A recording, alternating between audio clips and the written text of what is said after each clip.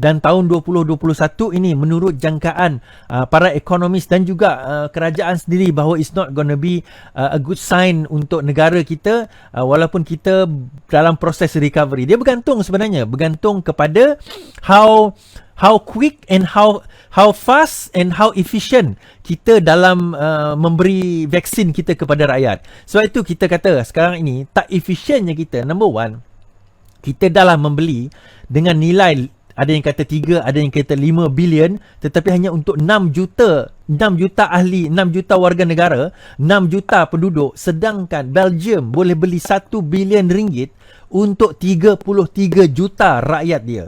So suatu benda yang amat pelik, bagaimana kita membeli dengan kos yang terlalu tinggi sedangkan negara lain boleh membeli dengan kos yang rendah.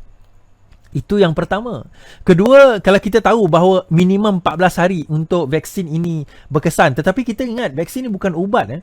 Vaksin ini dipanggil herd immunity. Herd immunity ni di mana kita kena imunkan, kita kena vaksinkan enough people in this country untuk at least mengurangkan risiko jangkitan itu berlaku.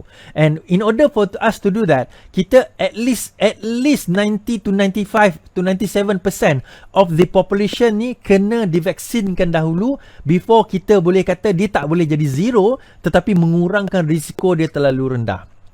Dalam keadaan yang lebih rendah, lebih kurang daripada biasa. So kalau dalam keadaan kita beli dengan harga 4 bilion, setakat 6 juta orang dapat, kita tak tahu when are we going to implement it. Dengannya pada bulan Januari atau Februari ini, the first vaccine akan dikeluarkan. Indonesia dan Singapore dah mula vaccinatekan dia punya people, tapi kita nampaknya masih lagi ketinggalan jauh dalam perkara ini. Dan saya juga hari tu saya bangkitkan isu dia apa? Iaitu apabila kita yang membeli vaksin ini adalah daripada Kementerian Sains dan Teknologi, MOSTI. Kita pelik macam mana MOSTI boleh membeli produk berkaitan dengan medical, bukannya Kementerian Kesihatan. Itu yang kita menjadi satu tanda tanya, satu tanda soal yang besar. Kenapa MOSTI yang beli, bukannya Kementerian Kesihatan? Dan kita realize hari ini, esok dan lusa adalah apa orang kata, mesyuarat cawangan UMNO di seluruh Malaysia, dan hujung bulan ini adalah Perhimpunan Agung UMNO. Dan we realise sebenarnya duit tersebut berkemungkinan, saya tak menuduh kan, kalau tak duit vaksin pun duit yang berkaitan dengan sewaktu dengannya digunakan untuk Perhimpunan Agung UMNO, sekurang-kurangnya untuk membeli undi.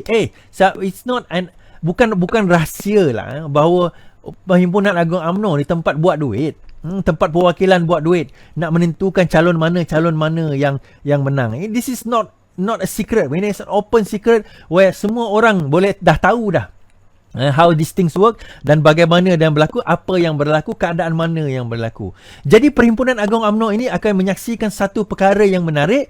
Berkemungkinan besar kita akan melihat, kita kena lihat apa keputusan perhimpunan ini, bagaimana direction dia, dan adakah UMNO akan hidup atau akan berkubur selepas ini. Kerana apa saya kata UMNO akan hidup, akan berkubur? Survival UMNO bergantung kepada siapa pimpinan mereka selepas ini. Adakah pimpinan dia itu sanggup untuk melawan Bersatu dan PAS? Adakah pimpinan itu akan bekerjasama dengan Bersatu dan PAS? Kenapa? Kita dah sebut benda ni berkali-kali. Kali ini kita akan tengok dan kita akan ungkap